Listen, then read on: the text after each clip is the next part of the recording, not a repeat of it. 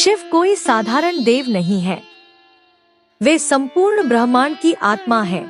जब ब्रह्मा और विष्णु ने उन्हें न पहचान पाया तो सोचो क्या हम कभी जान पाएंगे। लेकिन शिव ने अपना ज्ञान हमें दिया शिव पुराण के रूप में, ताकि हम जान सके कि सत्य क्या है, कर्म क्या है और मोक्ष कैसे प्राप्त हो सकता है।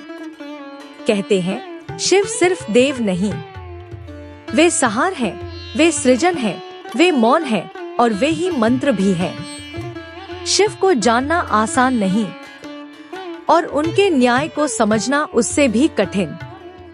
शिव पुराण हमें वो सच बताता है जिसे जानकर इंसान जीवन और मृत्यु के रहस्य को समझ सकता है।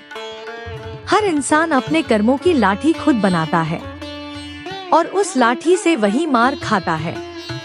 यह बात शिव पुराण में स्पष्ट कही गई है। शिव की अदालत में ना वकील होते हैं ना गवाह, वहाँ सिर्फ कर्म बोलते हैं, भक्तों को वरदान और पापियों को विनाश। यही है शिव का अटल न्याय। शिव को प्रसन्न करना सरल है, लेकिन उनके न्याय से बच पाना असंभव। कहते हैं मृत्यु के बाद जो सत्य सामने आता है वही इंसान की असली तस्वीर होती है और शिव के त्रिनेत्र से कुछ भी छुपा नहीं रहता। जब ब्रह्मांड मौन हो जाए तब भी शिव का डमरू गूंजता है, चेतावनी देने के लिए, जागरण के लिए। क्या आपने कभी सोचा है कि एक कुत्ता इंसान को जीवन का सबसे बड़ा ज्ञान दे सकता है? नमस्कार दोस्तों, क्या वास्तव में कर्मों का ऐसा भी प्रभाव हो सकता है कि यमराज को भी न्याय करने में कठिनाई हो जाए? और क्या भगवान शिव ने स्वयं एक कुत्ते को भेजा था इंसान को उसके कर्मों की सच्चाई दिखाने के लिए?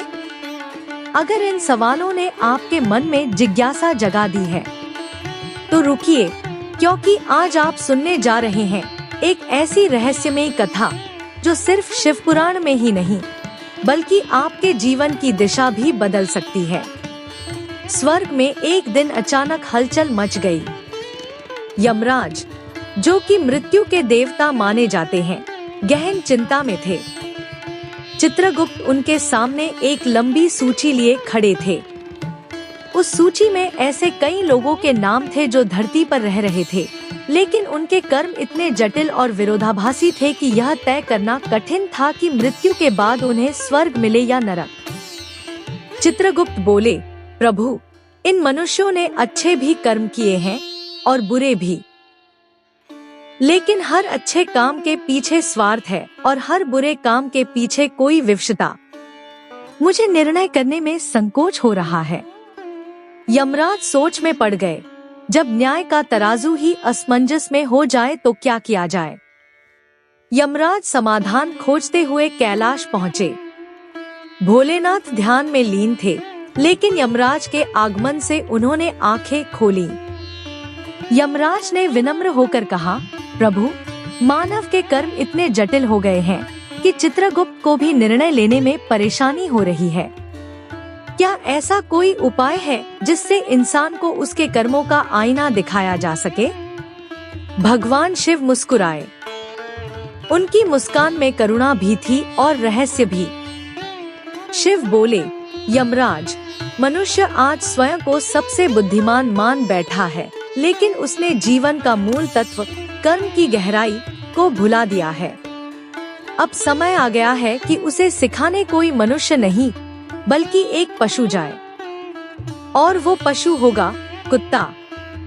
शिवजी ने अपने त्रिनेत्र से एक दिव्य किरण छोड़ी। वह किरण धरती पर जाकर एक साधारण से दिखने वाले कुत्ते के रूप में प्रकट हुई। उसका रंग भूरा था, आंखें चमकीली थी और उसके भीतर एक विचित्र शांति थी। नाम था धर्मरक्षक। धर्मरक्षक गांव-गांव घूमता, लेकिन वह भौंकता नहीं था। वह मनुष्यों की गतिविधियों को देखता, समझता और फिर एक एक को उनकी ही भाषा में उनके कर्मों का उत्तर देता। एक दिन वह एक बूढ़े ब्राह्मण के द्वार पर पहुंचा, जो हर दिन पूजा पाठ करता था, लेकिन पड़ोसी की गाय को भूखा मारता था। कुत्ता बिना बोले उसके घर के सामने बैठ गया और भूखा रहकर उसे देखने लगा।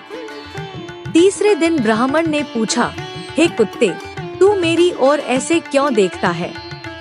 कुत्ता बोला, जैसे तुम उस भूखी गाय को देखते हो लेकिन कुछ करते नहीं। तुम्हारा धर्म तुम्हारा कर्म नहीं, दिखावा है। ब्राह्मण सन्न रह गया। पहली बार किसी ने उसे उस तरह आईना दिखाया। कहते हैं, धर्म रक्षक जब भी किसी गांव जाता तो वहां के लोगों की असलियत उभरकर सामने आ जाती। एक गांव में उसने देखा कि एक राजा रोज गरीबों को दान देता है, लेकिन उसके ही सैनिक गांव की स्त्रियों को अपमानित करते हैं। कुत्ता चिल्लाया, हे राजा, तू क्या सोचता है? तेरे दान तुझे पवित्र बना देंगे, जबकि तेरे कर्मों से तेरा साम्राज्य सड़ रहा है। राजा ने क्रोध में आकर उसे मारने का आदेश दिया, लेकिन वह गायब हो गया। धर्मरक्षक अब लोगों के सपनों में आने लगा। वह सपनों में उन्हें उनके भूतकाल, वर्तमान और भविष्य दिखाने लगा और साथ ही उनके कर्मों की गूंज भी सुनाता। कुछ समय पश्चात धर्मरक्षक कैलाश लौट आया। वह अब मनुष्यों को उनकी ही भाषा में शिक्षा देकर लौटा था। शिवजी ने यमराज से कहा, क्या तुमने देखा जब एक कुत्ते ने बिना हथियार, बिना उपदेश के सिर्फ कर्मों का आईना दिखाया तो मनुष्य के भीतर की आत्मा कांप उठी? यमराज ने सिर झुकाकर कहा, हे नीलकंठ, आप सत्य हैं। आज मैं समझा कि जब धर्म का पाठ कोई साधु नहीं बल्कि एक पशु पढ़ाए तो यह सिद्ध होता है कि कर्म ही सच्चा धर्म है और कर्मों की लाठी न बाकी है, न भुला सकती है। शिवजी बोले, हर मनुष्य के जीवन में एक धर्म रक्षक होता है, जो या तो उसका विवेक होता है या कोई परिस्थिति। सवाल यह नहीं कि आप क्या कर रहे हैं, सवाल यह है कि आप क्यों कर रहे हैं। क्योंकि शिव पुराण में कहा गया है, कर्मणा जायते जंतुः कर्मणा एव विलीयते। जैसा कर्म करेगा प्राणी, वैसा ही उसका भविष्य होगा। ध्यान रखो, कर्मों की लाठी में आवाज नहीं होती। जब चलती है तो सारी दुनिया सुनती है। अगर आपको यह कथा कुछ सोचने पर मजबूर कर गई हो, अगर आपने अपने कर्मों पर एक पल को भी विचार किया हो, तो इस वीडियो को जरूर शेयर कीजिए, क्योंकि हो सकता है किसी और की आत्मा भी धर्मरक्षक की तलाश में हो। हर हर महादेव।